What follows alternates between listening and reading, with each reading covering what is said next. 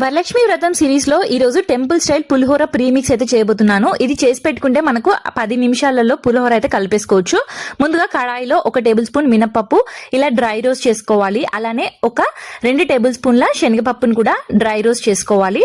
అయితే మంచి అరోమా వచ్చే వరకు లో ఫ్లేమ్ లో మంచిగా ఫ్రై చేసుకోవాలి. అలానే దీంతో పాటు 1 టేబుల్ స్పూన్ నువ్వులు, తెల్ల నువ్వులు వాడుకున్నాను, మీ దగ్గర నల్ల నువ్వులు ఉంటే అవి వేసుకొని 1 నిమిషం అలా ఫ్రై చేసుకోవాలి. దీంతో పాటు జీలకర్ర, మెంతులు, మిరియాలు కొన్ని వేసుకొని ఇలా ఫ్రై చేసుకోవాలి. అలానే ఒక 5 నుంచి 6 ఎండుమిర్చిని కట్ చేసుకొని ఇలా డ్రై రోస్ట్ చేసుకోవాలి. అలానే ఒక పెద్ద నిమ్మకాయ సదంత చింతపండుని ఇలా డ్రై రోస్ట్ చేసుకోవాలి. ఇది లో టు మీడియం ఫ్లేమ్ లోనే మంచిగా అరోమా వచ్చే వరకు అన్ని ఫ్రై చేసుకొని ఇలా ప్లేట్ లో పెట్టి పూర్తిగా చల్లారినాక 1 టేబుల్ స్పూన్ ఉప్పు అలానే కొంచెం ఇంగువ కూడా వేసి ఇలా పౌడర్ లాగా పట్టేసుకోవాలి. మెత్తటి పౌడర్ చేసుకోవాలి, మరీ సాఫ్ట్ గా ఉండాలి.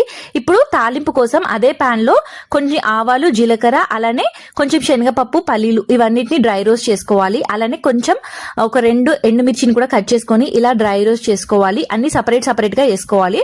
అలానే కొంచెం కరివేపాకు కూడా వేసుకొని డ్రై రోస్ట్ చేసుకొని అన్ని ఇప్పుడు మనం ఆల్రెడీ చేసి పెట్టుకున్న పౌడర్ లో ఈ తాలింపు దినుసులు అన్ని వేసేసుకోవాలి. అంతే, మొత్తం ఒకసారి మిక్స్ చేసుకుంటే మన పులిహోర ప్రీమిక్స్ అయితే రెడీ అయిపోతుంది. దీన్ని ఒక ఎయిర్ టైట్ బాక్స్ లో పెట్టి 1 మంత్ వరకు అయితే స్టోర్ చేసుకోవచ్చు. దీన్ని ఇప్పుడు పులిహోర ఎలా కలుపుకోవాలో చెప్తాను.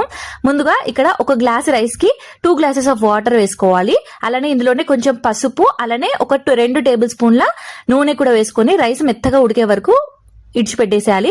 చూసారా, రైస్ మంచిగా బాయిల్ అయిపోయింది. ఇప్పుడు మన పులిహోర ప్రీమిక్స్ ఒక 2 టేబుల్ స్పూన్లు వేసుకొని మంచిగా మిక్స్ చేసేసుకోవాలి. సాల్ట్ అనేది అడ్జస్ట్ చేసుకోండి.